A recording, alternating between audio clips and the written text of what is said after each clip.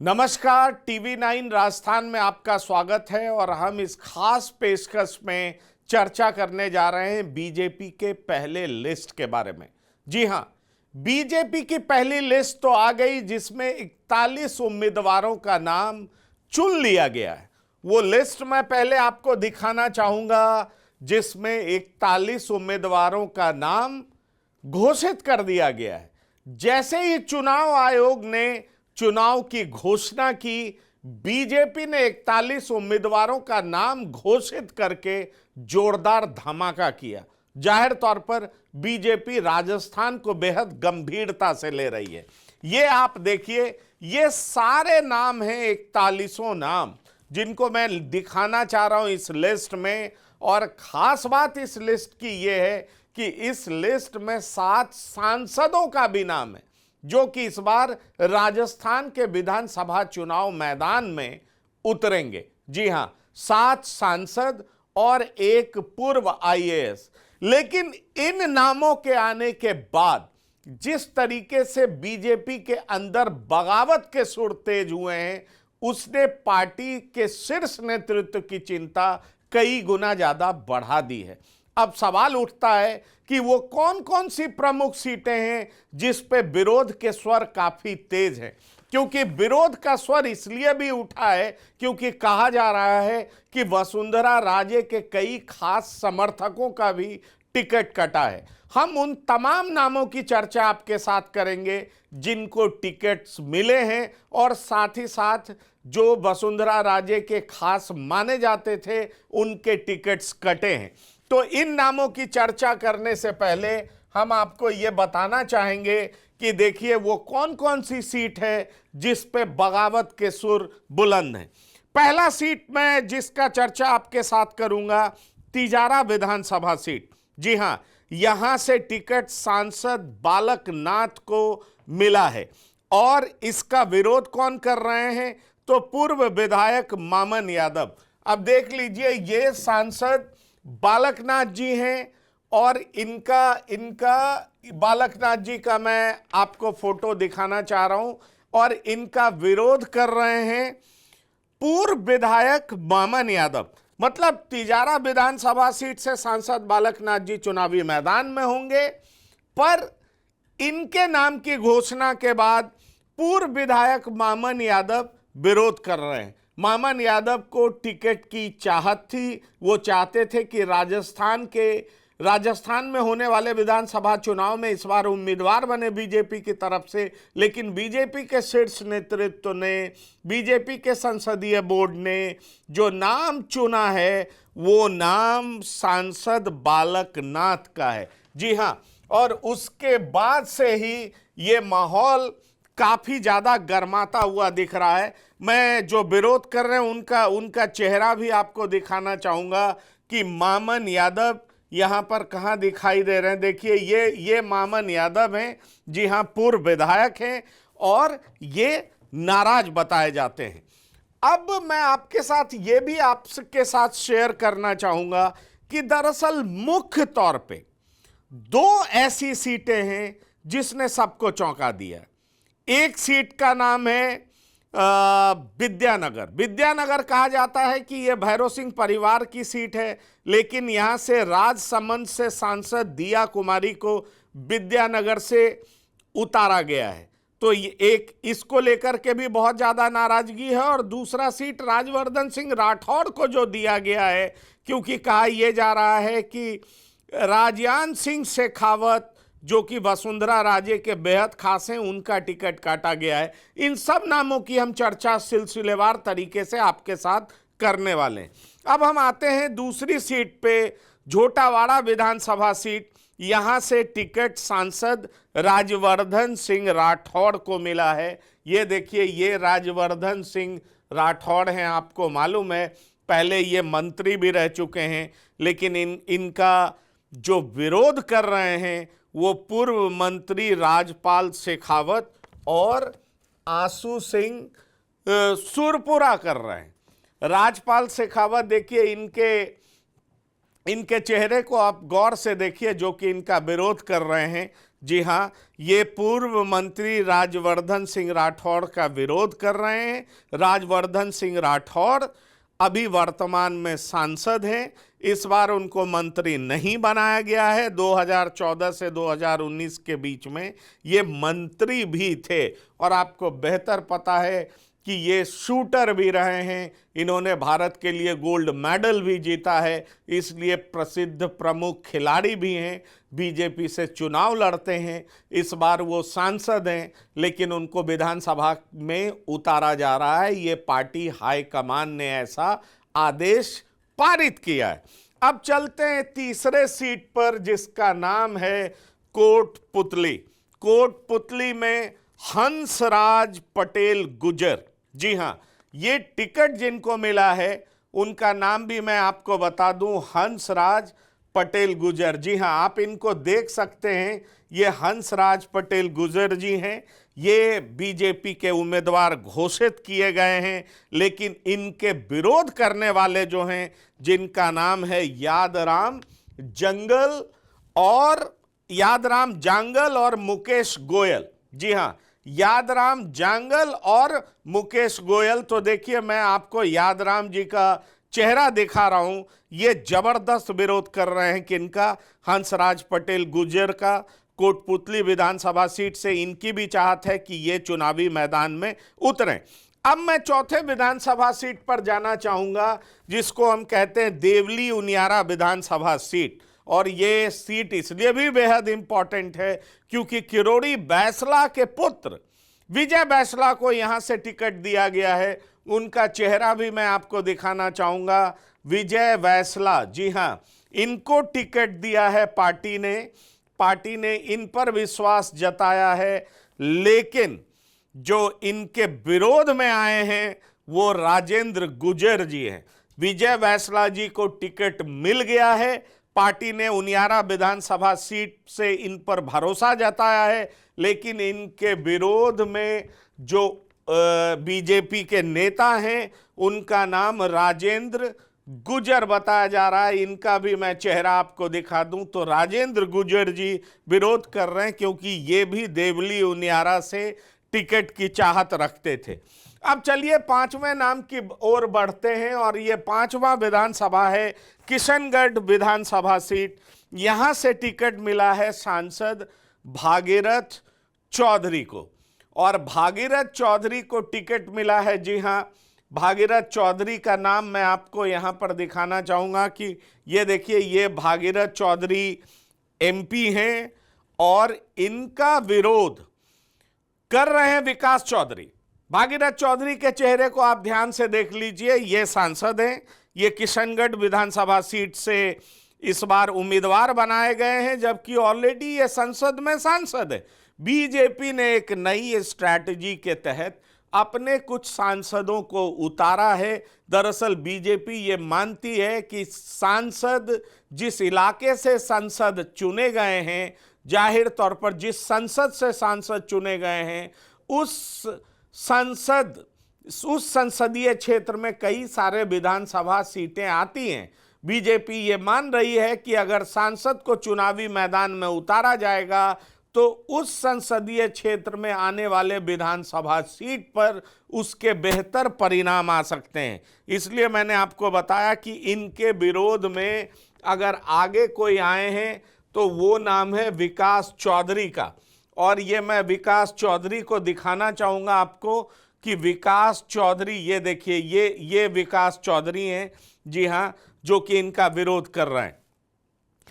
विकास चौधरी विरोध कर रहे हैं सांसद भागीरथ चौधरी का, मैंने बता दिया। अब चलिए आते हैं छठे विधानसभा सीट पे, जहां से टिकट मिला है जवाहर सिंह बेडम को। जी हां, जवाहर सिंह बेडम को टिकट मिला है, लेकिन इनके जवाहर सिंह बेडम, पहले मैं उनका चेहरा भी आपको दिखा दूं कि जवाहर सिंह बेडम, ये देखिए, ये जवाहर सिंह बेडम हैं। और इनका विरोध करने जो उतरे हैं पूर्व विधायक अनीता सिंह गुर्जर। अनीता सिंह गुर्जर इनका विरोध कर रहे हैं क्योंकि इनको टिकट दे दिया गया है, और अनीता सिंह इससे खासा नाराज हैं क्योंकि अनीता सिंह यहां से टिकट चाहती हैं। सवाल यही है कि बीजेपी ने इस बार अपनी एक अलग रणनीति के तहत कई सांसदों को चुनावी मैदान में उतारा है। 7 सांसद चुनावी मैदान में उतारे गए हैं। अब तक जो 41 सीटों का डिक्लेरेशन हुआ है, बीजेपी मानती है कि सांसद अपने संसदीय क्षेत्र में जितने भी आने वाले विधानसभा क्षेत्र हैं उसमें अपना बेहतर प्रभाव दिखाएंगे और उस बेहतर प्रभाव की वजह से बीजेपी सत्ता में वापसी करेगी। इसके बाद हम 7वें विधानसभा की ओर आपको लेकर के चलते हैं। बानसूर विधानसभा सीट, यहां से टिकट मिला है देवी सिंह शेखावत को। देखिए देवी सिंह शेखावत का चेहरा आप देख लीजिए। देवी सिंह शेखावत, जी हां, और इनका भी विरोध कर रहे हैं पूर्व मंत्री रोहिताश शर्मा। इनका विरोध कौन कर रहे हैं? पूर्व मंत्री रोहिताश शर्मा। जी हां, तो आप समझ सकते हैं कि रोहिताश जी को भी इनसे दिक्कत है कि इनको आखिरकार टिकट क्यों दिया गया है देवी सिंह शेखावत को। और रोहिताश जी का अगर मैं आपको चेहरा दिखा सकूं यहां पर तो ठीक है, मैं यहां पर फोटो स्क्रीन पर मैं आपको दिखा नहीं पा रहा हूं, लेकिन इनका विरोध कर रहे हैं। अब आइए 8वां विधानसभा सीट, सांचौर विधानसभा सीट, यहां टिकट दिया गया है सांसद देवजी पटेल को। जी हां, देवजी पटेल का चेहरा आप देख लीजिए। और इनका विरोध कर रहे हैं दानाराम चौधरी और पूर्व विधायक जीवाराम चौधरी। दानाराम चौधरी और पूर्व विधायक जीवाराम चौधरी। दानाराम चौधरी और पूर्व विधायक जीवाराम चौधरी। ये देखिए, ये दानाराम चौधरी जी जो हैं ये जबरदस्त जबरदस्त विरोध कर रहे हैं क्योंकि सांचौर विधानसभा सीट से सांसद देवजी पटेल को दिया गया है। अब आते हैं 9वें विधानसभा सीट पर। जी हां, झुंझुनू विधानसभा सीट। झुंझुनू विधानसभा सीट से टिकट बबलू चौधरी को दिया गया है। बबलू चौधरी को टिकट मिल चुका है, लेकिन उनका विरोध जोरदार तरीके से राजेंद्र बांबू कर रहे हैं। जी हां, राजेंद्र बांबू कर रहे हैं, इनका विरोध कर रहे हैं। और टिकट किनको मिला है? बबलू चौधरी को।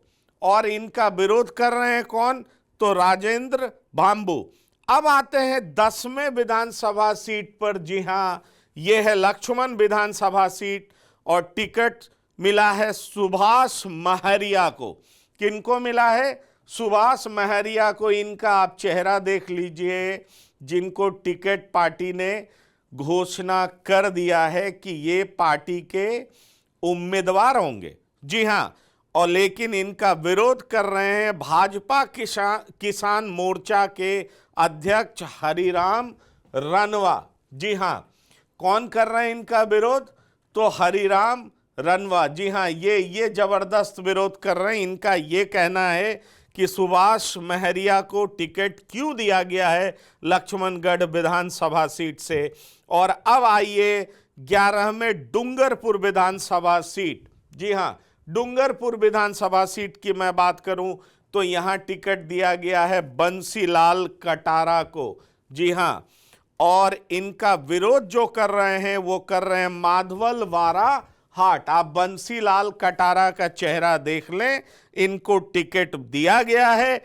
और इनका विरोध जो कर रहे हैं वो कर रहे हैं माधवल वारा हाट। जी हां, माधवल वारा हाट, वो इनका विरोध कर रहे हैं साफ तौर पर। इसका मतलब बहुत साफ है कि इस 11 सीट पे जबरदस्त विरोध है, बगावत है। पार्टी के शीर्ष नेतृत्व को इनके विरोध को शांत करने के लिए लगाया गया है ताकि इन लोगों को मनाया जाए। राजस्थान बीजेपी के लिए प्रतिष्ठा का विषय बन गया है। राजस्थान में जीत बेहद जरूरी है। राजस्थान में 200 सीटें आती हैं, जिसमें कहा जाता है कि 60 सीटों पे बीजेपी लगातार चुनाव जीतती रही है और वहीं 21 सीटों पर कांग्रेस चुनाव जीतती रही। अगर पिछले 3 चुनाव की हम बात करें तो तो आप लगा लीजिए कि 81 सीटों पर तकरीबन ये तय रहता है कि बीजेपी जीतेगी कि कांग्रेस जीतेगी। तो राजस्थान के भविष्य का फैसला 119 सीटें करेंगी, क्योंकि आपको बेहतर पता है कि टोटल 200 सीटें हैं और 200 सीटों में मैंने बताया कि 60 पे बीजेपी पिछले 3 बार से जीत रही है, 21 सीटों पर कांग्रेस जीत रही है, तो 81 सीटें तो ये हो गई। तो 200 में से आप 81 घटा दीजिए तो बचा 119। तो 119 सीट ही है जो कि इधर उधर जाता रहता है। अब सवाल यह है कि 119 सीटों पर मतदाता क्या फैसला करेंगे, इसका बड़ा असर हम चुनावी परिणाम में देखेंगे, क्योंकि चुनाव का परिणाम दिसंबर महीने में आने वाला है। और साथ ही साथ आपको हम ये भी बता दें कि इसके बाद तय हो पाएगा कि वहाँ किसकी सरकार बननी है, क्योंकि पिछले बार जो वहाँ सरकार बनी थी उसमें बीजेपी और कांग्रेस के मत प्रतिशत में अंतर सिर्फ 1% का था। तो आप समझ लीजिए कि किस तरह वहाँ कांटे का टक्कर था, और कांटे के टक्कर के बावजूद वहां पर कांग्रेस सरकार बनाने में कामयाब रही। और कहा यह जाता है कि ये अशोक गहलोत की जादूगरी थी, जिस वजह से कांग्रेस वहां पूरा 5 साल, मतलब 5 साल कंप्लीटली पूरे तरीके से सरकार चलाने में कामयाब रही है। ऐसे में सवाल उठता है कि अशोक गहलोत ने चुनाव से पहले कई तरह के ऐसे योजनाओं को लागू किया है, क्या राजस्थान के पिछले 25 साल के रिकॉर्ड को वो तोड़ पाएगा? क्योंकि राजस्थान में ये रिकॉर्ड रहा है कि एक बार बीजेपी तो दूसरी बार कांग्रेस, हर 5 साल में वहां सरकारें पिछले 3 दशक से बदलती रही हैं। ऐसे में इस बार क्या अशोक गहलोत की सरकार बदल जाएगी, पुराना इतिहास ही दोहराया जाएगा? इसको लेकर के लोगों की नजरें इस पर बनी हुई है। वैसे कांग्रेस के नेताओं की तरफ से यह कहा जा रहा है कि कांग्रेस अपनी जीत को लेकर के कॉन्फिडेंट है। और अगर आप बारीकी से राजस्थान के चुनाव पर नजर डालें तो आप पाएंगे कि राजस्थान में जिस तरीके से चुनाव लड़ने का पैटर्न था वो इस बार पूरे तरीके से बदला हुआ है। राजस्थान कभी भी किसी एक नेता की आड़ में चुनाव नहीं लड़ता रहा है। पिछले बार भी अशोक गहलोत मुख्यमंत्री होंगे ऐसा बिल्कुल तय नहीं था, लेकिन इस बार ये लगभग तय माना जा रहा है। वैसे ही बीजेपी वसुंधरा राजे के नेतृत्व में चुनाव लड़ रही थी, लेकिन इस बार वो तय नहीं है। इस बार एक तरफ अशोक गहलोत होंगे तो दूसरी तरफ प्रधानमंत्री मोदी खुद मोर्चा संभालने के लिए राजस्थान उतरेंगे। मतलब मोदी वर्सेस गहलोत लड़ाई होने वाली है ऐसा कहा जा रहा है। अब सवाल यह है कि ये दिलचस्प लड़ाई कहां जाकर के रुकेगी, ऊंट किस करवट बैठेगा, इस पर निगाहें सबकी बहुत तेज रहेगी। और जहां तक सवाल है पूर्वी राजस्थान का, तो मैं आपको बता दूं कि पिछले चुनाव में पूर्वी राजस्थान में बीजेपी का परफॉर्मेंस अच्छा नहीं था और इसीलिए देवली उनियारा से विजय बैंसला को उतारा गया है। और आप सवाई माधोपुर की बात करें तो किरोड़ी लाल मीणा को उतारा गया है। किरोड़ी लाल मीणा राज्यसभा के सांसद हैं। और कांग्रेस से आए सुभाष महारिया को प्रदेश अध्यक्ष गोविंद सिंह डोटासरा के खिलाफ लक्ष्मणगढ़ में उतारा गया। तो आप समझ सकते हैं कि किस तरीके से बीजेपी ने इन 41 नामों की घोषणा की है। काफी सूझबूझ सोच समझ करके इन नामों की घोषणा की है ताकि बीजेपी की जीत सुनिश्चित किया जाए। वैसे कांग्रेस में भी सीटों को लेकर के माथापच्ची जारी है। 5 बड़े नेताओं की मीटिंग हो चुकी है। महेश जोशी सरीखे नेता दिल्ली में पिछले 48 घंटे से डेरा डाले हुए हैं। ऐसे में सवाल उठता है कि कांग्रेस में भी जो टिकट को लेकर के माथापच्ची है वो कहां जाकर के रुकेगा और आने वाले चुनाव के बाद जो परिणाम आएंगे उसमें ये ऊंट किस करवट बैठेगा, मतलब राजस्थान का भविष्य किधर को जाएगा, वो चुनाव परिणाम के बाद ही तय हो पाएगा। इस प्रोग्राम में इतना ही। आप बने रहिए टीवी 9 राजस्थान के साथ। धन्यवाद, नमस्कार।